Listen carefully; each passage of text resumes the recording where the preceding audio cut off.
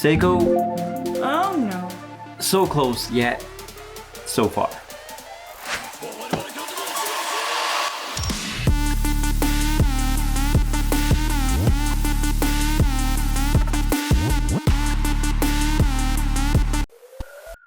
Introducing the most underrated Seiko diver in history. This one doesn't get a lot of love, but it's the father of the Willard, a remake of the 6105-8000. It lived a short life, but it made a large impact from 1968 to 1970, where it was replaced by the Willard.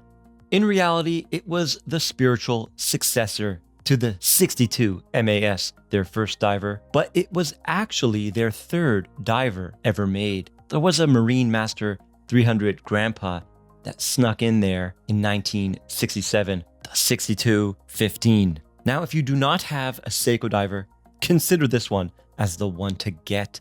There is a mood with this watch that's unexplainable. The watch just has it. You either have it or you don't have it. This watch has it. The case shape is the iconic tonneau or barrel shaped case that has a beautiful C-shaped arch on the profile that gives this watch a ton of personality on the wrist. Now the finishing on the case is okay. I believe the Marine Master 200 Reduced is better. You're not going to get that drippy, crispy, sharp edge that the original has, or a high-end Seiko like an SLA 043. You're not going to get that.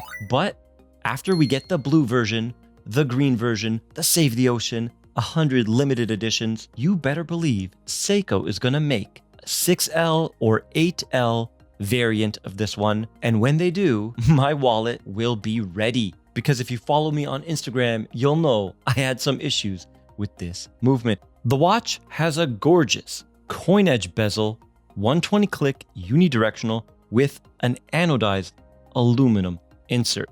So my favorite type of insert, it has that grainy, textured look that ceramic can never even come close to. Now let's have a listen.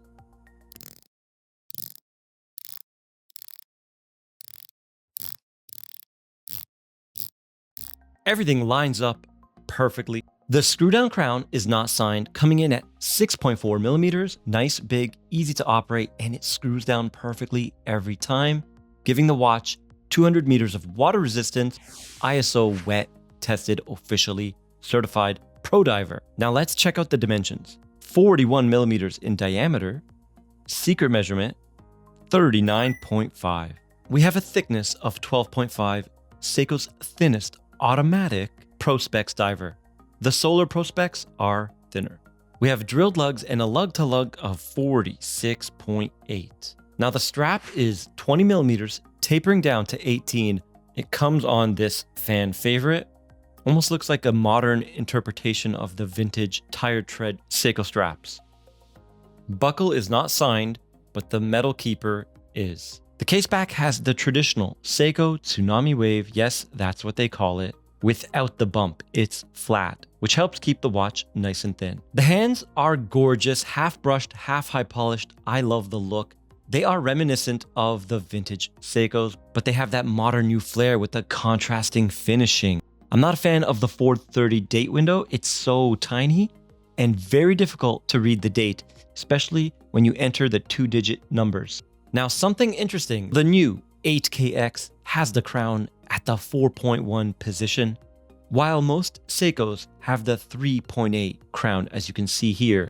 Some of you may be asking, why did Falling Titan just call this the 8KX? Well, modeled after the 6105 8000, K for 1000, so 8000, 8KX. The X is a Prospex reinterpretation. Why don't you call it 6105X? Well, the number 6105 is synonymous with the Willard, so that's impossible.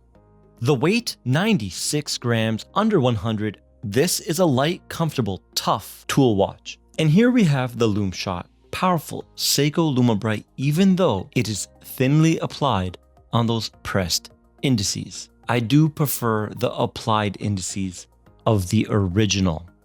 Let's talk about the price. Coming in at $900 USD. on the strap. There are two other colorways, SPB313 and 315, the gilt and the white version. Those come on the bracelet at $1,100 USD. Now I wish this watch came with a 4R movement and lower the price by $200 to $300 across the board. But why, Falling Titan? Why are you saying that?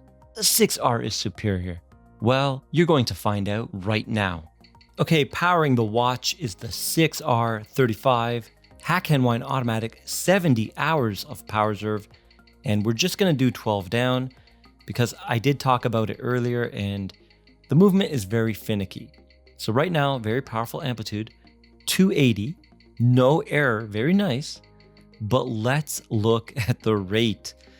30, 30, 27, and 21. But don't worry, this one will settle at about -10. The amplitude is going to drop to around 220. I've seen it go as low as 199. I watched this movement all day yesterday, and it's definitely a dud. Maybe I'll do a time lapse.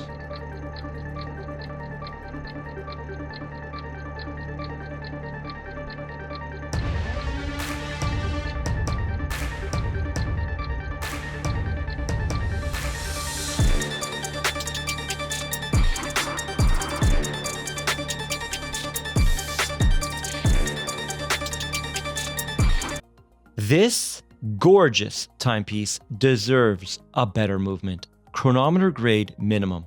So we're talking 6L or 8L. Come on, Seiko. It's such a pure tool watch. And as you can tell, I absolutely love it. The movement, a buzzkill. Let me know your thoughts and opinions. And guys, if you're still here, please remember to subscribe, like the video, and maybe check out more Seiko reviews on the right of your screen right now. And I'll see you in the next one.